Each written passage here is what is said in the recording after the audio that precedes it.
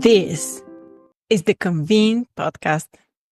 Today, we're exploring what happens when certainty breaks and why the most important leadership decisions are often made in moments of pressure, silence, and uncertainty. My guest is Rashmi Airan, a transformation expert, keynote speaker, and unapologetic truth teller whose life and work challenge the way we think about success, failure, and ethical leadership. Rashmi's story is anything but linear. She's an Ivy League educated attorney, former Wall Street investment banker, serial entrepreneur, college professor, and professionally trained vocalist. And she's also a convicted felon who has rebuilt her life by confronting the invisible prisons that shape our decisions.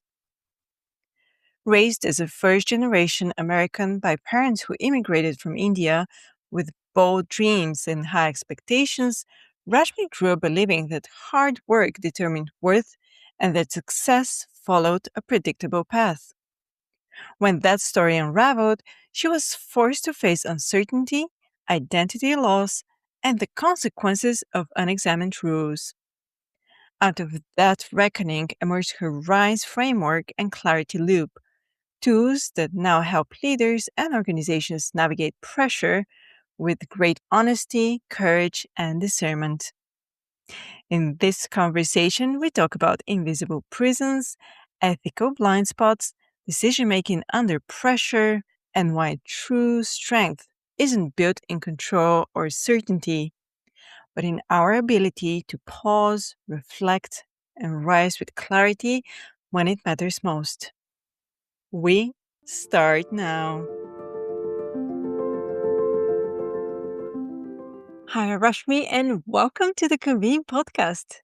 Thank you so much. I'm so excited to be here and to work with the entire PCMA team. Before we dive in, I want to start with a little note for our listeners. Okay. Your story is very inspiring, as I've shared in the intro, but I want to invite all to read the article Michelle Russell wrote, as well as visit your website and get your latest book, which we'll talk about a bit later. And just to get to know you a little bit better, because I feel we're diving a slight level deeper today. So just a note, for better connections, I just want to invite everyone to get a bit deeper into your world because it's fabulous. Thank you. Having said that, you talk about the invisible prisons that shape our decisions. In the business events world, what are the most common mental prisons that you see leaders operating inside? And how do they quietly limit innovation, inclusion, or bold decision making? Oh gosh, it's such a great question. And so much of my work and I always say like a decade of studying my own thinking and deconstructing in my life what went wrong that landed me in an actual prison. And so what I believe is that the business events industry is very similar to other industries and other leaders. But what makes the business events industry and professionals in this space uniquely different is I believe that every single person in this industry's identities rely on this notion that we are the doers, we are the achievers, we are the ones who figure it out, right? When the uncertainty is looming, when, vendors are pulling out, attendee numbers are going down, sponsors are like wishy-washy, events leaders still have to find the stability and commit to numbers and commit to venues and say, yeah, okay, I got this. I'll still make it work.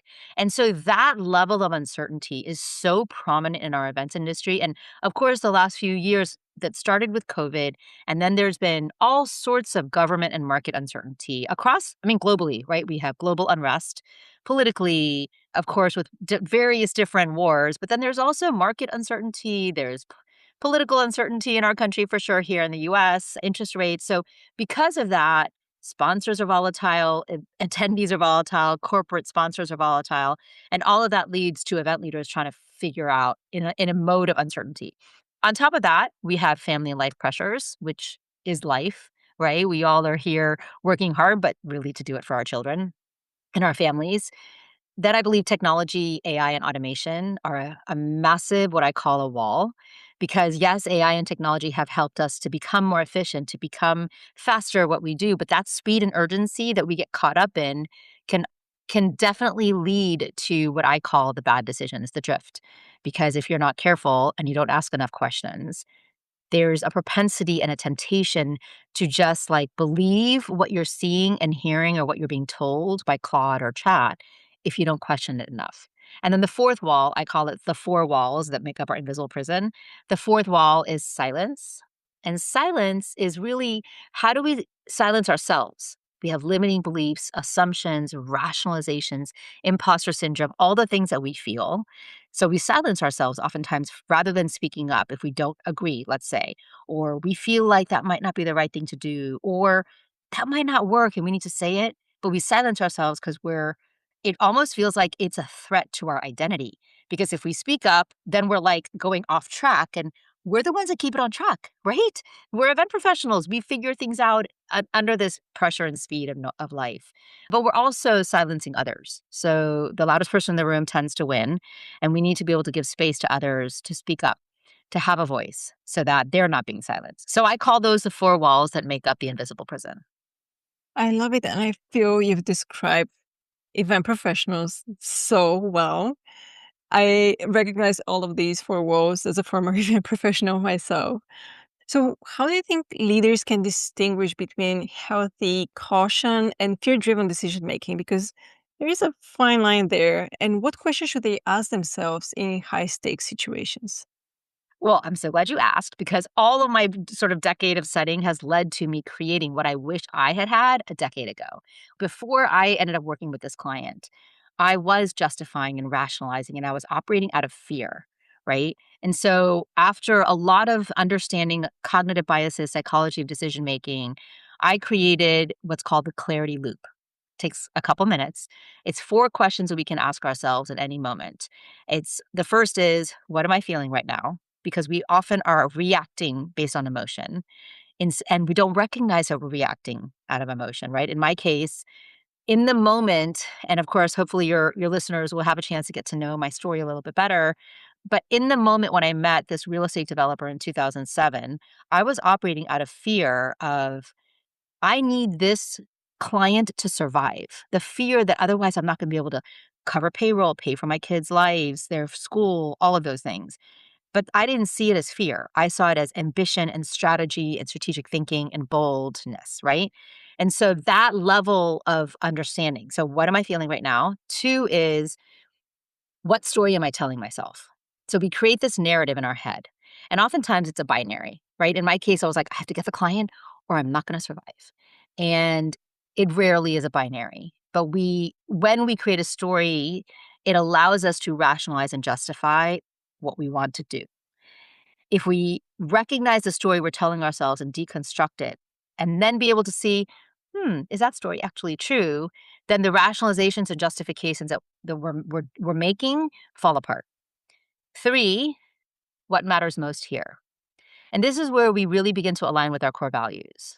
In my case, I come from an incredible family and culture of very strong core values and principles. And I lived them my whole life until I didn't. And in the moment when things are happening, the pressure, speed, noise of life, it is not easy, but it can happen that we lose sight of what our core values are. And then we're just operating out of that speed as a reaction. So what matters most here is helps us basically align. We go from performance to alignment. And the final question is most important, what choice can I own later? Like in 5 years, is it okay if this choice I'm making shows up on the front page of the newspaper, in front of a board meeting, in front of my family? Will I be okay with it? Can I own it? That level of what I call moral humility, which is all my research taught me that moral humility is the recognition that all of us are capable of drift. All of us are capable of making a bad decision in a moment, not because we're bad people, but because we're doers. We are the ones to figure it out. And in a hot moment, we might do something and not even realize it. So, what choice can I own later? That's accountability. So, if we ask ourselves these four questions, it's not that we're never going to make a bad decision. But then we have awareness of all of these principles to avoid the drift and then actually hopefully make a better decision. It also feels like it gives you a moment to just separate yourself from the Mhm. situation and then I feel sometimes we don't allow ourselves that moment of clarity. It's rather, let's rush to the The thing and pause. let's figure it out. And yeah, this pause is like, Yeah, it's fascinating. So the keynote I'm giving for Business Event Summit is titled "Rise to the Moment," because that's exactly the point, right? Like when we're in the moment, we have to recognize that if we rise to the moment, that means we're looking for clarity. We're not just allowing ourselves to fall into the drift. So we just have to keep reminding ourselves to rise to the moment, and then know that every moment matters. And that's every moment, every decision. And I think that the more we commit to those moments, we build unshakable trust. We create power within ourselves and our teams. Like that's how where our cultures are going to grow, our teams are going to grow in the events world and in the corporate world. yeah. And that doesn't take away your confidence. It's actually building on it, right? Oh Because yeah. often people seem to feel like if I take this moment to think, I'll seem very, not knowing how to react, unsure, uncertain. Oftentimes it's the opposite. Like the It, team on the other side, the people on the other side, they see you and they're like, perfect. It's like it's this lower energy. It's not the rush. It's like the moment to thoughtfully take the next step. so it's fascinating, right? The pause feels like a threat to our identity. It feels like we're somehow failing. It feels like we're somehow losing momentum. But it is when we make and take the pause with focus and clarity that allows us to move forward with awareness and intention, right? And then the people that are around us on our teams, as we're planning an event, as we're working with a vendor, talking to a speaker, the people around us then see and can witness our intention, our desire to actually be thoughtful about, are we making the right decision?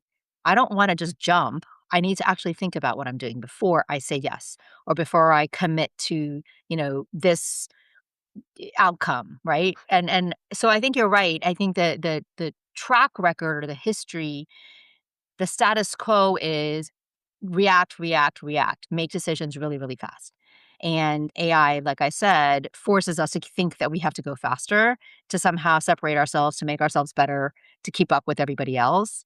And the responsibility that we have as individuals, as event industry professionals, is it's in the slowing down, it's in the pause. And I'm not saying for a very long time. We're talking about a few minutes, just a few minutes to find that clarity that allows us to rise to the moment.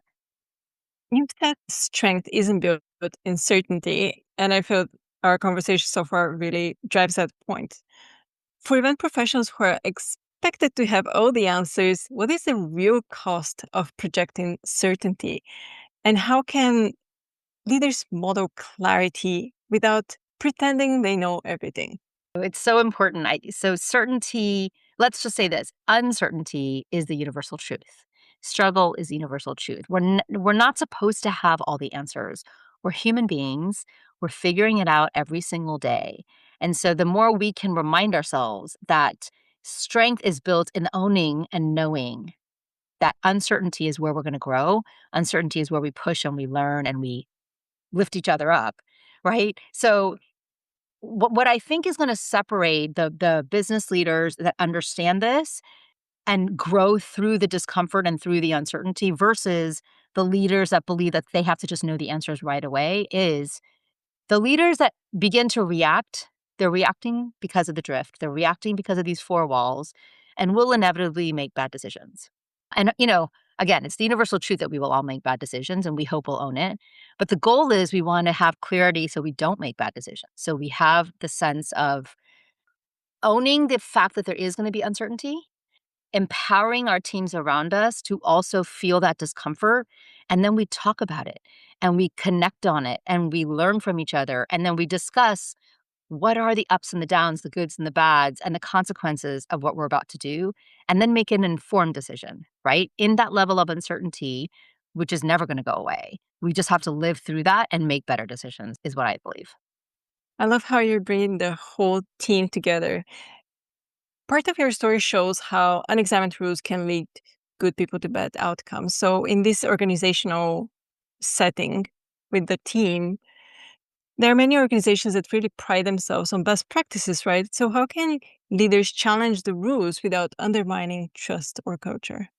So this is where that silence comes in, right? So when we are challenging an existing norm, an existing rule, or maybe it's just always been done this way, and then something internally in my inner gut makes me feel like that doesn't feel right, or I just heard of another way to do this.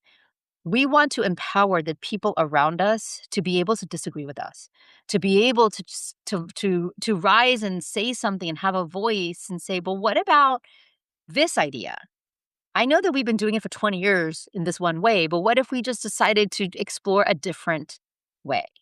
And so that freedom to be able to speak up and not just create disagreement, but also talk about what are different options available, I think really will end up leveling up the entire team. So if we just stay in status quo, things are ultimately are going to get pretty boring. And, how are we going to learn if, PCMA is here to lead minds and lead change? How do we lead change? We lead change by going into the discomfort, by challenging the norms, by thinking at the next level and being disruptive. And the only way to do that is to have clarity around like what's okay. And we need to be able to have given others the courage to be able to speak up, even when it's hard.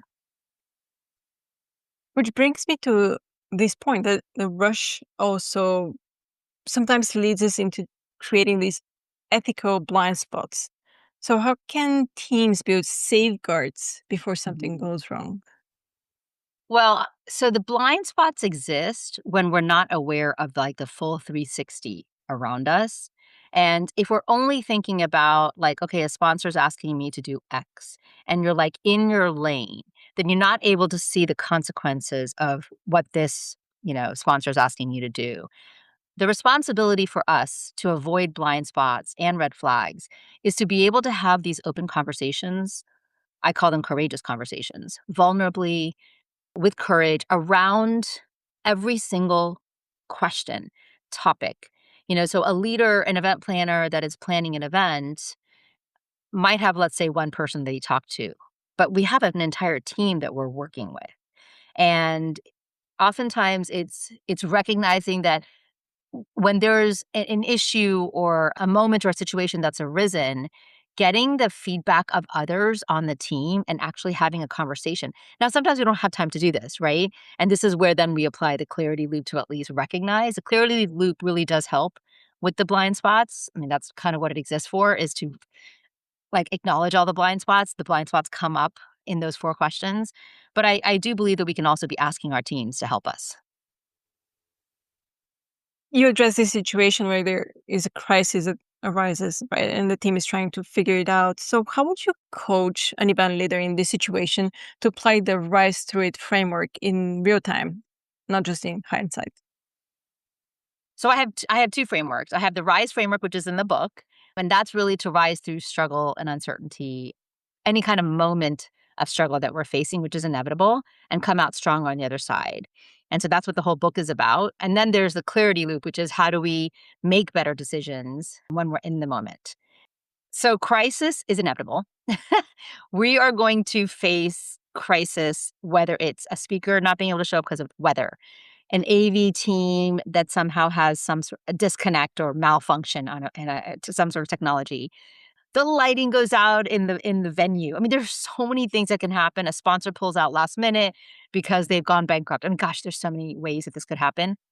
So in the moment, the RISE framework is reframe. So in the moment, even though something feels really negative, we have to be able to reframe it and say, okay, why is this happening? I'm going to trust that it's happening for my good.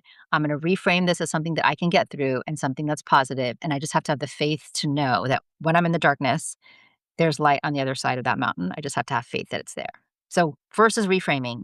And that means you have to like feel that pain in your bones until you can get to the next step because it's not supposed to be easy. Discomfort is hard, as we know. And when we're in real struggle, it hurts. And the RISE framework says we have to actually root into that pain and feel it and get and go through it. That's why it's called Rise Through, not Rise Above. Second is identify.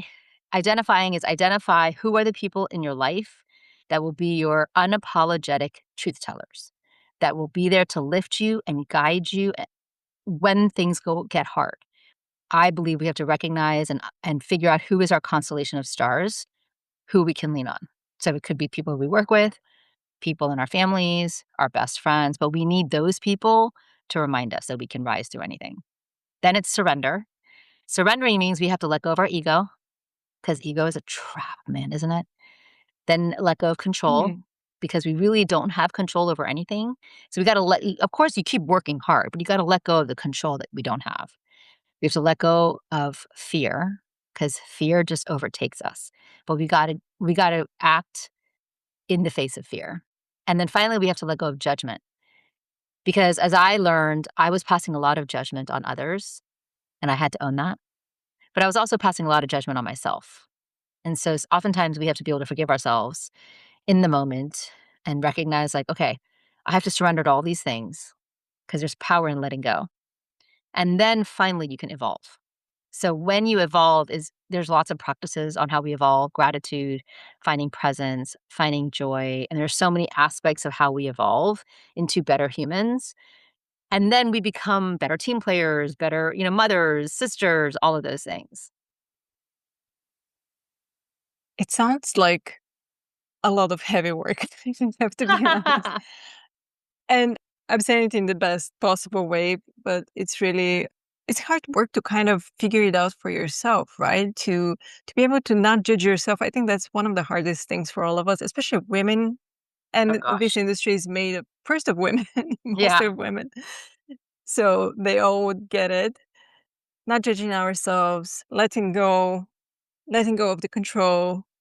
Very hard asks for an Well, event again, professional. because we're event planners, I'm an event industry professional as a speaker, but in the events industry, again, we don't want to let go because we're known as the people that have control and can get things done and figure it out and show up at the last minute and all of those things. And so having the ability to let go doesn't mean we let go of our identities. It just makes us stronger in who we are. It makes us better in what we do as event professionals. And then I believe if our teams see us having the courage to let go of things like ego, things like judgment. I mean, forgiving yourself means you own it in front of others and then you forgive yourself for it. So if I've made a bad decision and I realize it the next day, the next week, the next year, I have a responsibility as a team player, as a leader, as a professional to own it when I do realize it.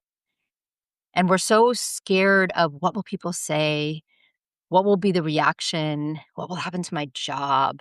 But the more we begin to own up to, whatever the struggle is or whatever the fear is or whatever we've done wrong, the more we are creating the power for others to do the same and have real conversations. And then we fix it and we go forward. Again, we are imperfect beings. We are not supposed to know it all. We are not supposed to get it all right. Of course, we try. That's why the clarity loop is there. We try. But we also have to know that we're not always going to get it right. Like we tell our kids, you're going to mess up. It's okay. Just learn from it. Yeah. And you often say that culture determines behavior when no one is watching, and I feel that applies here very well in the sense of just a single human being, a single event professional. From your perspective, what cultural signals should event leaders pay closer attention to if they want to prevent future crises? Wow. I mean, I think cultural signals are fascinating because having grown up in an Indian family, the cultural signals that I received or that I began to believe were fact was that I had to achieve to be loved, right? And so that absolutely contributed to who I became as like my identity. And so our cultural signals come in many different ways. They come either from our families, they come from our cultures, they come from our friends. Maybe we're at a school that's, kind of has its own culture, right? And so those cultural signals often also exist within the corporations within which we work. And so the cultural pressures, I believe are there, and hopefully the culture is well established and hopefully creates alignment and opportunity to innovate and discover ourselves. But we also have to own and recognize the fact that we can also try to improve our cultures if we believe that it needs to be, needs to be, and then challenge them. And this is where the silence comes in, like actually speak up. So the cultural principles I think that challenge us are the ones, if we feel like we're challenged from a cultural, any sort of culture that we're in, I feel like we have to reevaluate it, evaluate it for ourselves, speak up if we need to speak up, create change if we need to create change. Or it means it's something with internally, whether it's how I'm seeing myself, what identity is it challenging for myself. Like once we start questioning ourselves, that also can create some great growth. I love it. In the past few years, and I think even the moment that we are in right now, is very it's moving very fast. There's a lot of disruption happening pretty much on a daily basis at this point, ever since COVID. So Yeah. how can leaders help their teams extract growth and wisdom from these experiences rather than just moving on exhausted? Oh gosh. I feel like we're all moving through exhaustion all the time. Right? It's like making time to evaluate, what did I learn from this? What was heard in this moment? What I find interesting is that drift, when we find ourselves in these four walls that I was talking about, and I'm going to go into depth in this at Business Event Summit, but when we find ourselves within these walls, right? One of the aspects of drift is that it doesn't just deter us, right? It also and like make us feel like we're exhausted. It also distorts our perception because we begin to believe that we have to operate in at this level of pace and exhaustion to keep going, to keep our identity going. And that becomes part of our identity. And so if we can acknowledge that this doesn't feel right, or like how do I not pass judgment on others, and like reevaluate. So much of this is having the self-awareness to know in the moment how I can do better, because at the end of the day, whether I'm at the top of the ladder and I am the event planner, VP of education, or I just started with an organization and I'm, running around doing, setting up chairs, every one of us has a responsibility to own up to our own challenges, beliefs, practices, and actions. And so if there's something within me that doesn't sit right, I need to own it and take responsibility for it and then change it, right? Like we all have the power to change. Again, PCMA is here to lead that change. Every single event professional has a capacity to lead that change. And if we have a sponsor or a vendor that's pushing us to the envelope, we have to push back and say, I can't do that right now. Or no, that doesn't sound right. Or I know that AI technology is like here, we ask AI for a question to help us make a decision, and AI spits out a response. Well, we have a responsibility to then question what AI is telling us. It's not always right. And so all of these things about letting go, which feel sort of like antithetical to what we've been taught and have done our whole lives, we now have a responsibility to re-examine how we operate in this world, how we operate as leaders, as in our teams, for our clients, for our companies, because that's the only way we're going to get to the next level. Letting go is not easy. We're not wired that way. It feels wrong. Passing judgment on others is not something that we want to own about ourselves. It feels ugly, but we are human beings. And forgiving ourselves is not easy. In my case, it was really hard. I was a lawyer that ended up in federal prison and I had to understand what went wrong. And so that process for me of like thinking, I mean, my gosh, I remember running and running and running, praying to God, screaming until I could finally forgive myself because I was so mad at myself. We all go through that. But when we forgive ourselves and stop passing judgment on ourselves, we can stop passing judgment on others and see their own humanity. Because we're all just humans, drops from the same ocean, flawed, figuring it out. I love the when I forgive myself. Mhm. That's why I said it sounds like hard work because I know it takes time. It takes time to unload and learn and figure yourself out pretty much. Yeah. Before making a high impact decision, What is the one uncomfortable question you believe every event leader should ask themselves, but often avoid?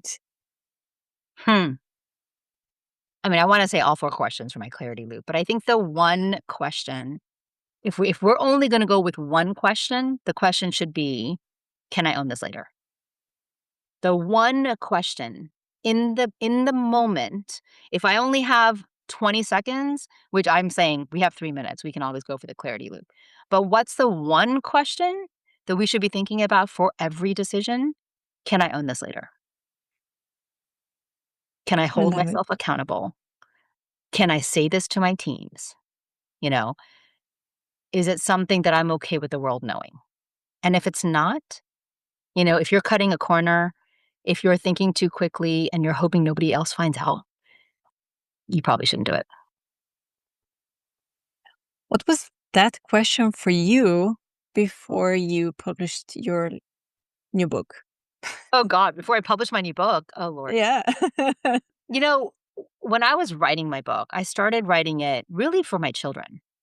The kids have lived this with me, and when I came home and started speaking, they went to so many speeches, right? At the time, I think they probably could have delivered that speech. Now that has evolved over 10 years, of course, but there's so much of my story, there's so much of my history, like my parents and my grandparents, that they still don't know. And so that was why I started writing the book. And it was interesting because as I continued to write the book, I recognized, well, there's like some real lessons here that apply to everybody because I believe we're all leaders in some way.